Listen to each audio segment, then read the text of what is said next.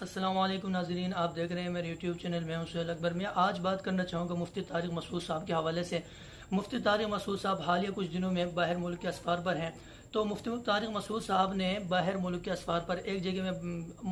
موضوع ان کا تھا عظمت قرآن مجید کے موضوع پر گفتگو کرتے ہوئے انہوں نے کچھ الفاظ کچھ یوں کہے، کچھ ان سے مسٹیک ہوئے کہ انہوں نے گرامر اور قرآن مجید میں کچھ آپس میں وہ کرنے لگا، تو ان میں کچھ ان سے یہ مسٹیک ہوا کہ انہوں نے گرامر کو قرآن مجید کے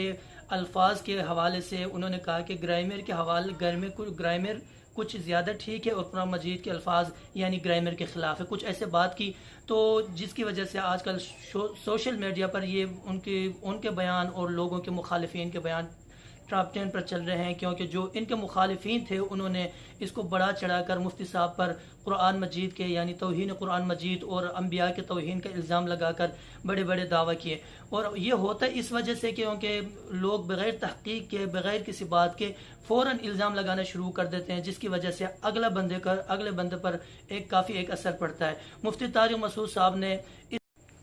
انہوں نے جو گفتگو کی اور گفتگو کے اندر انہوں نے یہ بات کی کہ میں یہ سوچ نہیں سکتا ہوں، میرے تصور میں نہیں آ سکتا کہ میں رسول اللہ صلی اللہ علیہ وسلم کے شان میں گستاخی کروں اور یا انبیاء کرام کے شان میں کوئی گستاخی کروں، رسول اللہ صلی اللہ علیہ وسلم اور قرآن مجید کی توہین کروں، لیکن اتنے وضاحتی بیان دینے کے باوجود بھی کچھ لوگ جو تعصب کو لے کر بیٹھے ہوئے ہیں، وہ آج بھی مفتی صاحب پر پھر بھی وہ الزام لگا رہے ہیں کہ مفتی صاحب نے قرآن مجید کی توہین کی، اور یہ بات کہہ رہے ہیں کہ مفتی صاحب نے قرآن اور انبیاء کرام کی توہین کی اور نبی علیہ السلام کو امی کہا اور امی کی تشریح کچھ غلط انداز میں کر رہے ہیں، لیکن وہ رسول اللہ صلی اللہ علیہ وسلم کی جو محبت مفتی صاحب فرماتے ہیں کہ جو میں تو اس کو سعادت سمجھتا ہوں کہ مجھے عقیدہ ختم نبوت پر موت آئے، اور میں اس کو سعادت سمجھتا ہوں کہ قرآن مجید کو ہمیشہ سینے سے لگا کے میں یعنی اس دنیا سے رخصت ہو جاؤں، لیکن لوگوں کے یہ جو تعصب کے بنیاد پر جو ایسے باتیں کر رہے ہیں، اللہ تعالیٰ ان سے مفتی صاحب کو اور تمام لوگوں کو اپنے حفظ و امان میں رکھیں۔